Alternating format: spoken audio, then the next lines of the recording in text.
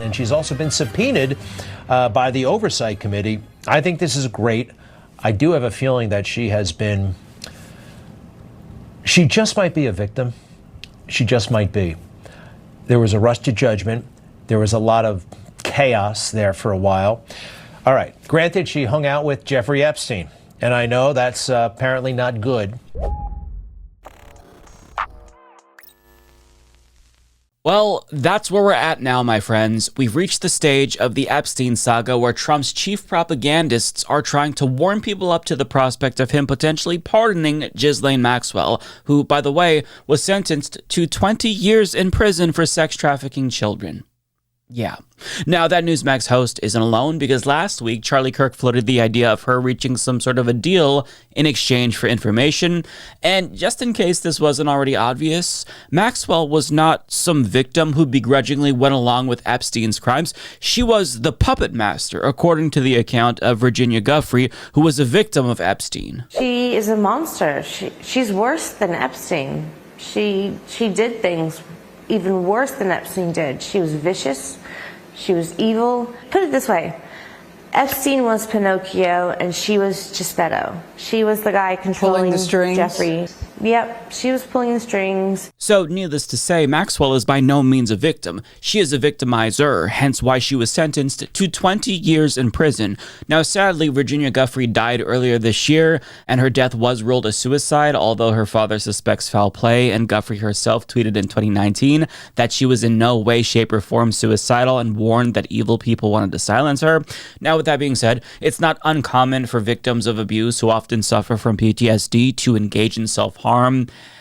But it does feel immoral to speculate or inadvertently conspiracy monger about the death of a victim, so I won't do that, and I'll discourage everyone else from doing the same. But regardless, Giuffre was a key figure who helped to expose the abuse of both Epstein and Maxwell, and she encouraged other Epstein victims to come forward and do the same. And another prominent accuser of Epstein, Annie Farmer, echoed what Giuffre said about Maxwell. She didn't just procure girls and women for Epstein, but she herself participated in their abuse. I think that's an important thing for people to understand.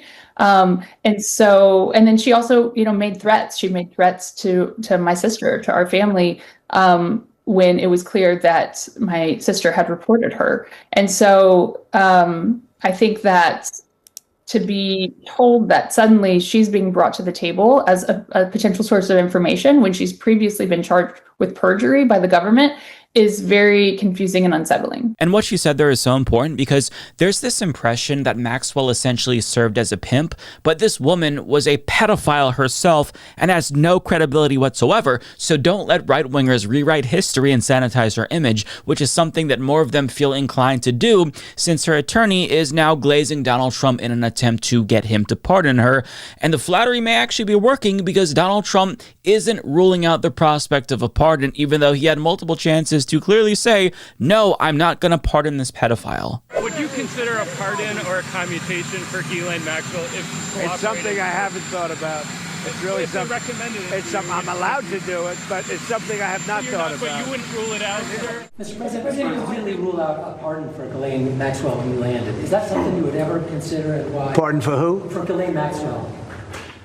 Well, I'm allowed to give her a pardon, but nobody's approached me with it. Nobody's asked me about it.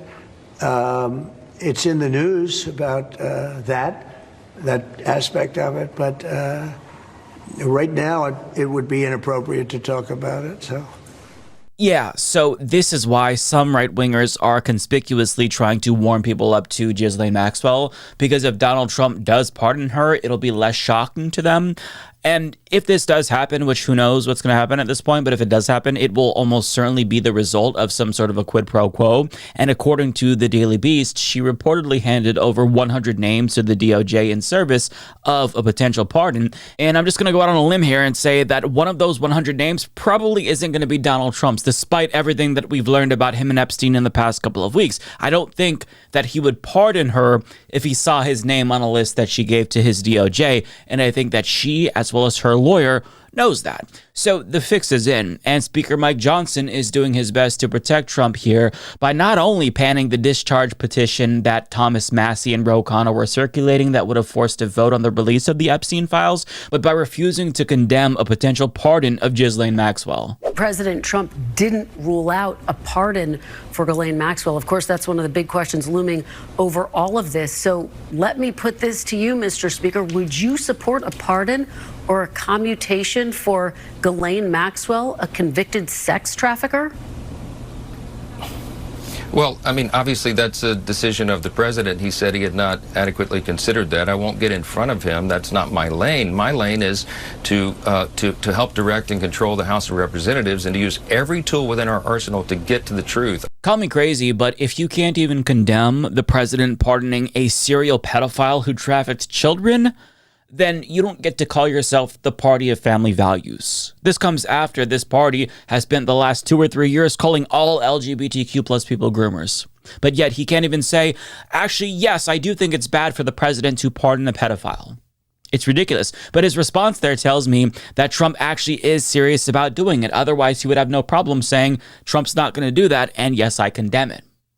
But I mean, all of this stinks to high heaven because going back to 2018, 2019, when Trump wished her well, you don't just wish a pedophile well for no reason. I think that he was probably worried that she had some tea that she could spill on him. Now, that's conjecture, I admit, but given how close him and Epstein were, it's reasonable to question his motives here because everything he's doing just leads everyone to believe that he has something to hide. So my suspicion is that Trump will release some names of high-profile figures in an effort to placate his base while protecting certain people, namely himself and his allies and potentially Republican donors. But the problem is he can't really characterize himself as some sort of a defender of justice against pedophiles like QAnon wants if he pardons a notorious pedophile himself, because that undeniably makes him complicit, at least politically, with the cover-up.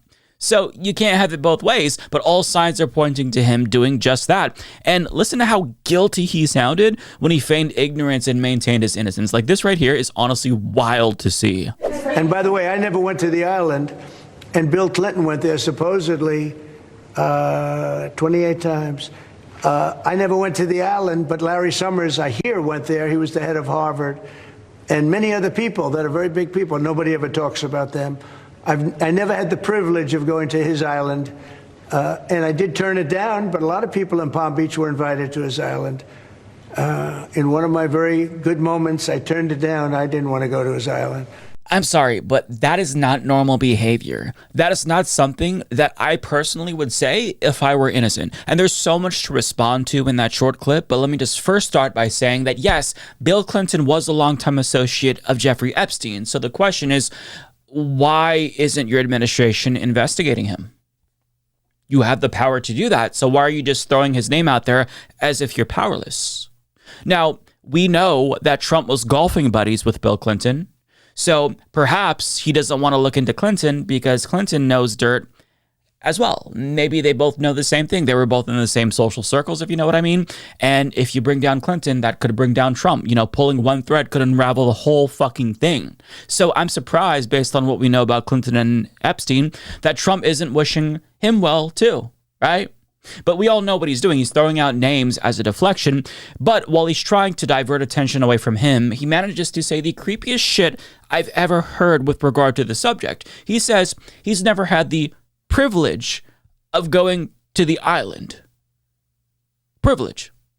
But he, of course, had to point out that the offer was indeed made to him at some point, because I guess like it'd make him look like a loser if he was the only elite to not get invited to Epstein's pedo island. But privilege? We're going with privilege? That's the word? I don't know what to say anymore. Like, it may actually be a Freudian slip, because elites like him feel like they're entitled to other people's bodies. After all, he did admit that he grabs women by the pussies and doesn't wait for consent. I mean, he's been found liable for rape of E. Jean Carroll in civil court. He's been accused of sexual misconduct by more than 24 women. So him talking about Epstein's island as if it's some sort of a fucking theme park that you get to go to It's not very surprising, albeit it is very, very creepy, but it implies that he knew something was going on and just never spoke up. And in my view, someone who knows about pedophilia but doesn't speak out is almost as bad as the people engaging in it. It makes them complicit, certainly, assuming Trump didn't partake himself. But as if that wasn't already super suspicious, he changed his story again about how his relationship with Epstein ended. Listen. Can you settle that? What was it about? What caused the breach to begin? That's such old history. Very easy to explain, but I don't want to waste your time by explaining it. But for years, I wouldn't talk to Jeffrey Epstein.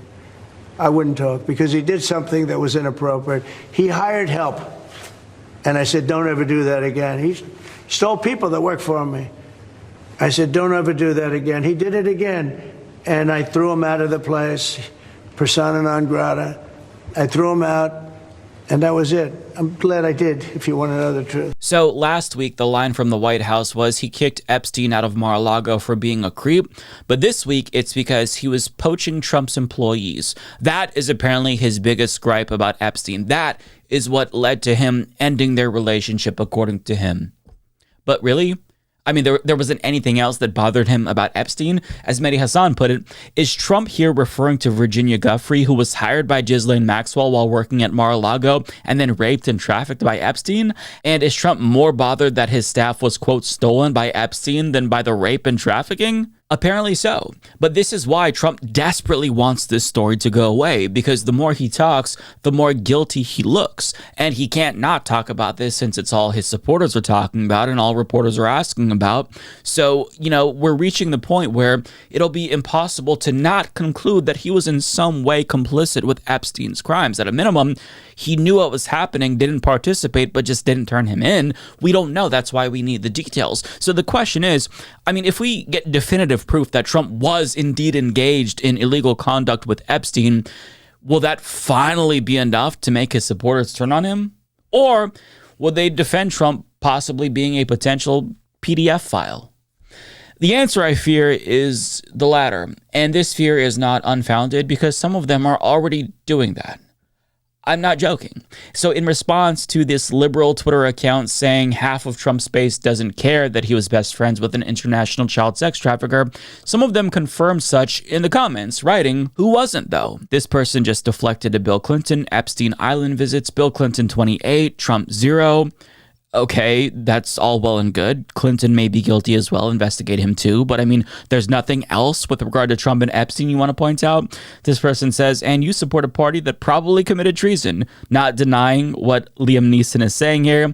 This person says, I don't, confirming they don't care. This person says, I love Trump. And in a now deleted reply that someone saved, this person responded saying, I'll take a pedo over a commie any day. And this is what it's come to, where they're defending Trump potentially being a pedophile because the alternative is worse, according to them. So they're doing the lesser of two evils, but they're doing a balancing act. Pedophile, communist.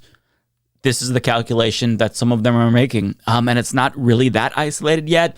And I say that because a prominent Trump supporter, Azealia Banks, who actually expressed regret for voting for him, chimed in to defend him here in a now deleted post where she writes, okay, in Donald Trump's defense, fucking 14-year-old girls was really only made a social taboo in the 1990s. I'm honestly not surprised or mad at Trump for getting some 15-year-old pussy because those were the times. This is so fucking gross. Now, if he was fucking a 10-year-old, we have a problem. But if the girls were 13 plus, who cares? Move on. This is so fucking nauseating. She later followed up to somebody who was pushing back, and she says, girl, my dad was 47 and my mom was 14 when they got together. Cry somewhere else, loser. This is the mentality of some Trump supporters, where this individual is deranged enough to think that because her father was a pedophile and a rapist, that Trump being a pedophile and a rapist is okay. Like, is that the logic, honestly?